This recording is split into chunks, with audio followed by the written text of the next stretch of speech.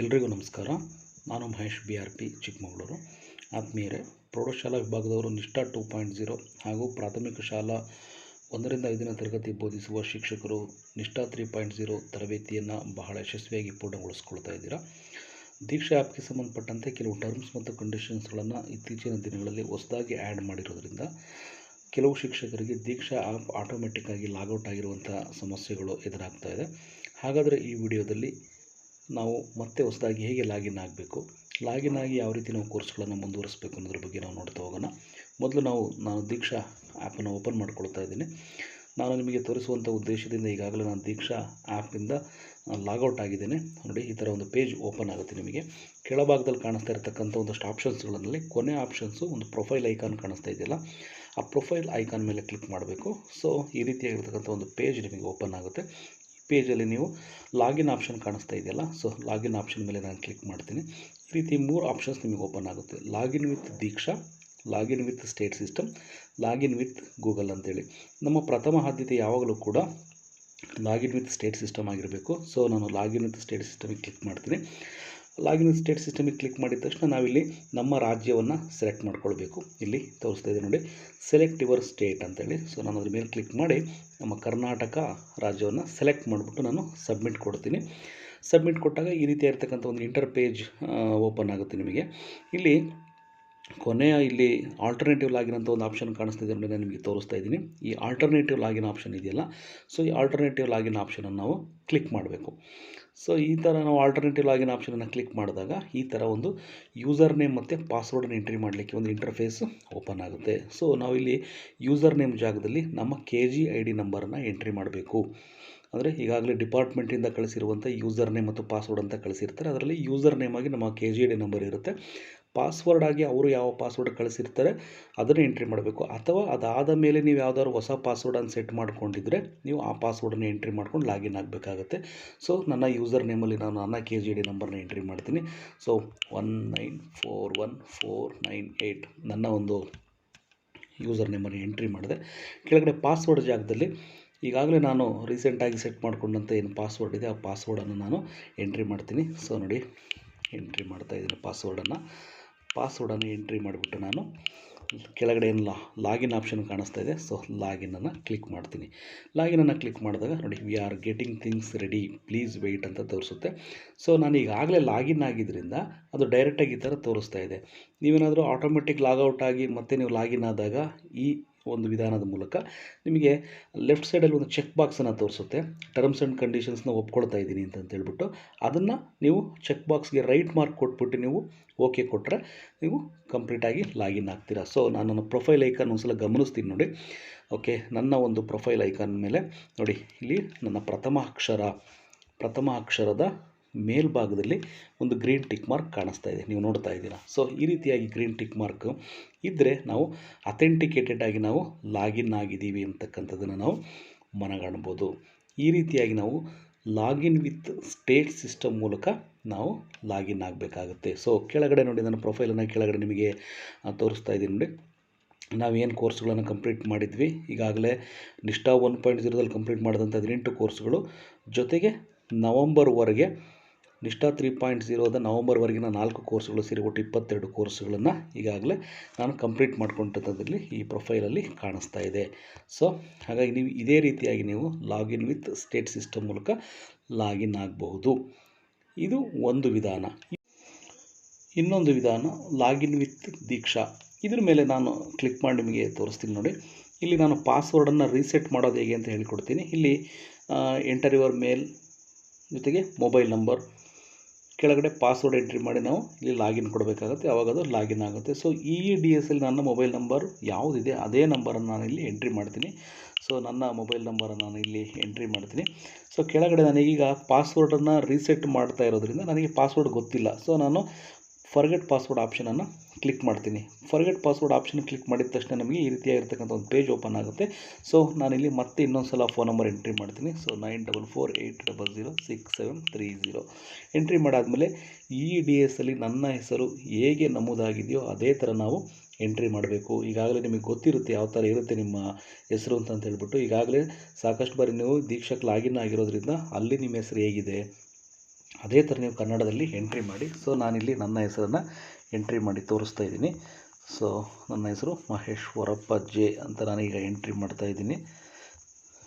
Okay, Maheshwarappa J S entry ಮಾಡಿದೆ. Entry ಮಾಡಿದ ತಕ್ಷಣ ಕೆಳಗಡೆ ನೆಕ್ಸ್ಟ್ ಆಪ್ಷನ್ ಇದೆಯಲ್ಲ, ಸೊ ನೆಕ್ಸ್ಟ್ ಆಪ್ಷನ್ ಕ್ಲಿಕ್ ಮಾಡ್ತೀನಿ.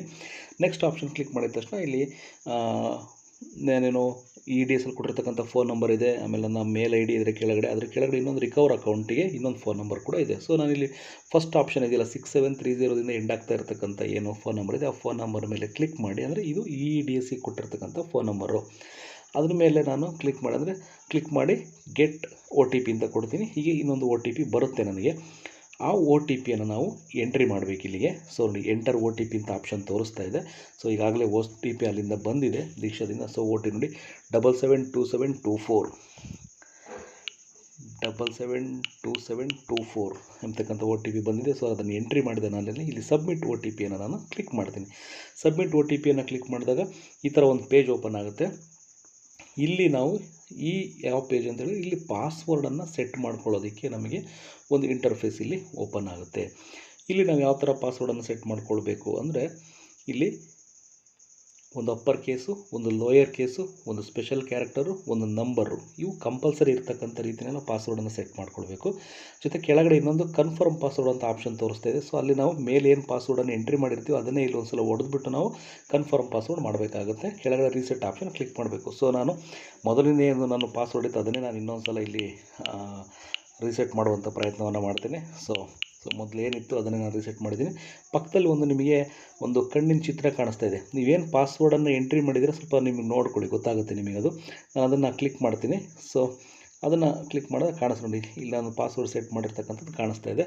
ಸೊ ಕೆಳಗಡೆ ಅದೇ ಪಾಸ್ವರ್ಡನ್ನು ನಾನು ಎಂಟ್ರಿ ಮಾಡಿ ಇನ್ನೊಂದು ಸಲ ಕನ್ಫರ್ಮ್ ಮಾಡ್ತೀನಿ. ಸೊ ಕನ್ಫರ್ಮ್ ಮಾಡ್ತಾಯಿದ್ದೀನಿ. ಕನ್ಫರ್ಮ್ ಆದ ತಕ್ಷಣ ಕೆಳಗಡೆ ಇಲ್ಲಿ ರೀಸೆಟ್ ಅಂತ ಆಪ್ಷನ್ ಕಾಣಿಸ್ತಾ ಇದೆಯಲ್ಲ, ಈ ರೀಸೆಟ್ ಅನ್ನೋ ಆಪ್ಷನ್ ಮೇಲೆ ಕ್ಲಿಕ್ ಮಾಡಬೇಕು. ಸೊ ನಾನು ರೀಸೆಟ್ ಆಪ್ಷನ್ ಮೇಲೆ ಕ್ಲಿಕ್ ಮಾಡಿದೆ. ಇಲ್ಲಿ ಮುಖ್ಯವಾಗಿ ಗಮನಿಸಬೇಕು ನೀವು ಇಲ್ಲಿ ನಿಮಗೆ ನೋಡಿ ಬ್ಯಾಕ್ ಟು ಅಪ್ಲಿಕೇಶನ್ನು ಇದೆ. ಜೊತೆಗೆ ಈ ಮೇಲ್ ಭಾಗದಲ್ಲಿ ನೋಡಿ ಒಂದು ದೀಕ್ಷಾ ವೆಬ್ಸೈಟ್ ಅಡ್ರೆಸ್ ಇದೆ, ಅದರ ಪಕ್ಕದಲ್ಲಿ ಒಂದು ಇಂಟು ಮಾರ್ಕ್ ಇದೆ. ಇವೆರಡನ್ನು ಗಮನಿಸ್ಕೊಳ್ಳಿ. ನೀವಿಲ್ಲಿ ಬ್ಯಾಕ್ ಟು ಅಪ್ಲಿಕೇಶನನ್ನು ಕ್ಲಿಕ್ ಮಾಡಬಾರ್ದು. ಇಲ್ಲಿ ಬ್ಯಾಕ್ ಟು ಅಪ್ಲಿಕೇಶನನ್ನು ಕ್ಲಿಕ್ ಮಾಡಬಾರ್ದು. ನೀವಿಲ್ಲಿ ಇದನ್ನು ಕ್ಲಿಕ್ ಮಾಡಬೇಕಂದ್ರೆ ಇಲ್ಲಿ ಇದನ್ನು ಕ್ಲಿಕ್ ಮಾಡೋದ್ರ ಮೂಲಕ ನೀವು ಇದರಿಂದ ಹೊರಗೆ ಬರಬೇಕು ಅಂತ ಅರ್ಥ. ಸೊ ನಾನು ಅದನ್ನು ಕ್ಲಿಕ್ ಮಾಡ್ತೀನಿ. ನೋಡಿ ಮೇಲೆ ಏನು ಇಂಟು ಮಾರ್ಕ್ ಕಾಣಿಸ್ತಿದೆ ಅದನ್ನು ನಾನು ಕ್ಲಿಕ್ ಮಾಡ್ತೀನಿ. ಮತ್ತೆ ವಾಪಸ್ ಇದೇ ಪೇಜಿಗೆ ಬರ್ತೀರಾ. ಏನೋ login with Diksha, login with state system, sign in with Google ಅಂತ ಏನು ಆಪ್ಷನ್ ತೋರಿಸ್ತಾ ಇದೆ ಇದೇ ಆಪ್ಷನ್ಗೆ ಬರ್ತೀರಾ. ಸೊ ಮತ್ತೆ ನಾನು ಲಾಗಿನ್ ವಿತ್ ದೀಕ್ಷಾ ಆಪ್ಷನ್ ಮೇಲೆ ಕ್ಲಿಕ್ ಮಾಡ್ತೀನಿ. ಕ್ಲಿಕ್ ಮಾಡಿದಾಗ ಮತ್ತೆ ಇದೇ ಥರ ಒಂದು ಫೇಸ್ ಓಪನ್ ಆಗುತ್ತೆ. ಸೊ ನಾನಿಲ್ಲಿ ನನ್ನ ಮೊಬೈಲ್ ನಂಬರ್ನ ಎಂಟ್ರಿ ಮಾಡ್ತೀನಿ. ಎಂಟ್ರಿ ಮಾಡಿ ಆದಮೇಲೆ ಇಲ್ಲಿ ಏನು ಈಗ ಪಾಸ್ವರ್ಡನ್ನು ನಾನು ರೀಸೆಟ್ ಮಾಡ್ಕೊಂಡಿದ್ದೀನಲ್ಲ ಆ ಪಾಸ್ವರ್ಡನ್ನು ಇಲ್ಲಿ ನಾನು ಎಂಟ್ರಿ ಮಾಡ್ತೀನಿ.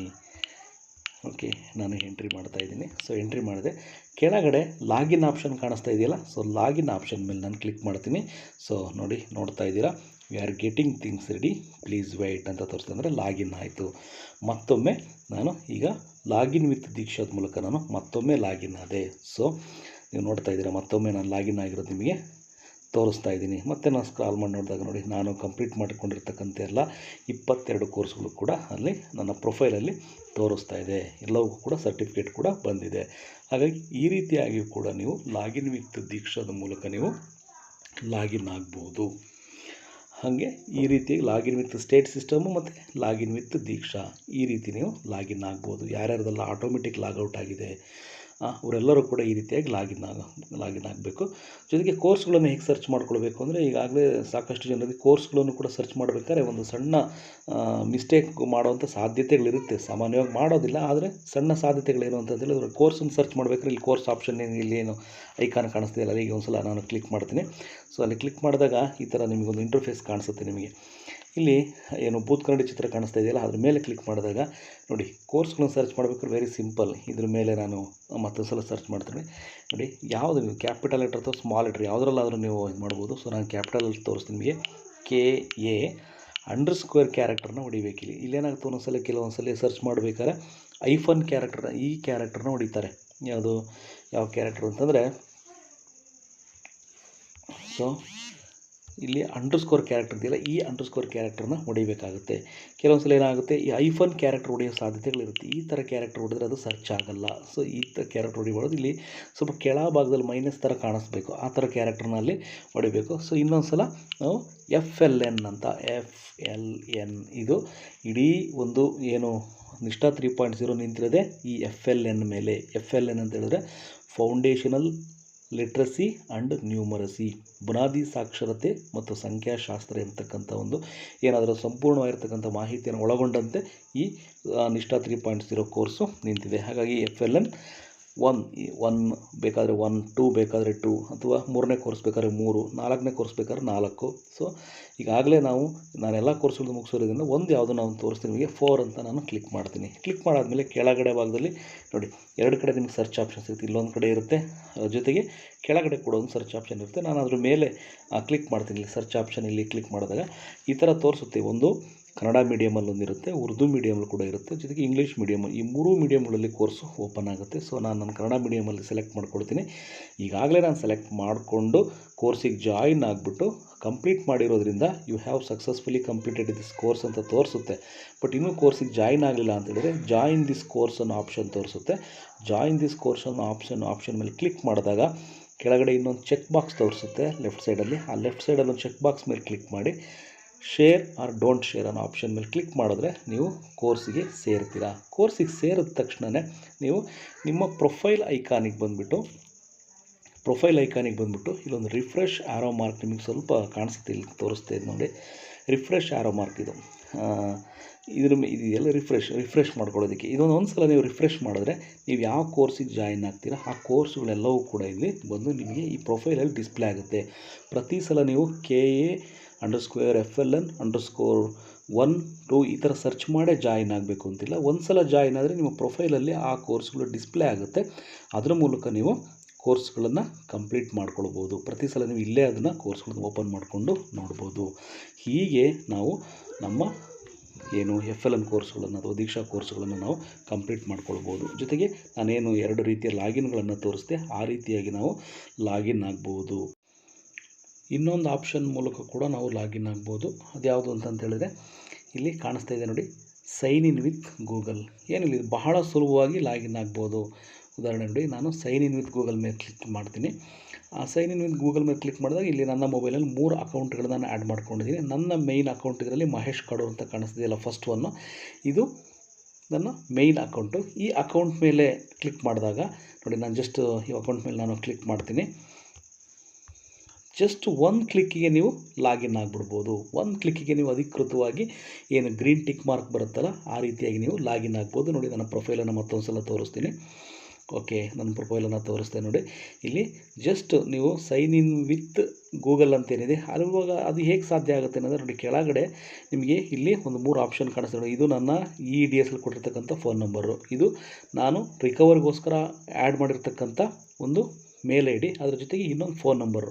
ನಾನಿಲ್ಲಿ ಮೇಲ್ ಐಡಿನಲ್ಲಿ ಎಂಟ್ರಿ ಮಾಡಿರೋದ್ರಿಂದ, ನನ್ನ ಏನು ಪರ್ಸ್ನಲ್ ಮೇಲ್ ಐಡಿನಲ್ಲಿ ಇದರಲ್ಲಿ ಎಂಟ್ರಿ ಮಾಡಿರೋದ್ರಿಂದ ಜಸ್ಟು ಸೈನ್ ಇನ್ ವಿತ್ ಗೂಗಲಲ್ಲಿ ಸಿಂಗಲ್ ಕ್ಲಿಕ್ಕಲ್ಲಿ ನಾನು ಅಥೆಂಟಿಕೇಟಲ್ಲಿ ಲಾಗಿನ್ ಆಗ್ಬೋದು. ಇದರಲ್ಲಿ ಯಾವುದೇ ಫೋನ್ ನಂಬರ್ ಹೊಡೆದು, ಮೇಲ್ ID ಹೊಡೆದು, ಪಾಸ್ವರ್ಡ್ ಹೊಡೆದು ಲಾಗಿನ್ ಕೊಡಬೇಕು ಅನ್ನೋ ಏನೋ ಇದೇನಿಲ್ಲ. ಇದರಲ್ಲಿ ಜಸ್ಟ್ ಒಂದೇ ಒಂದು ಕ್ಲಿಕ್ಕಲ್ಲಿ ನಾವು ಕಂಪ್ಲೀಟ್ ಲಾಗಿನ್ ಆಗ್ಬೋದು.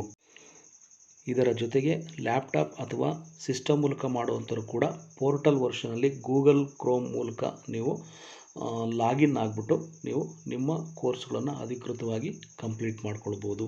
ಈ ವಿಡಿಯೋ ನಿಮಗೆ ಇಷ್ಟ ಆಗಿದ್ದರೆ ಲೈಕ್ ಮಾಡಿ, ಶೇರ್ ಮಾಡಿ ಮತ್ತು ನನ್ನ ಚಾನಲನ್ನು ಸಬ್ಸ್ಕ್ರೈಬ್ ಮಾಡಿ. ಎಲ್ರಿಗೂ ಕೂಡ ಧನ್ಯವಾದಗಳು. Thank you.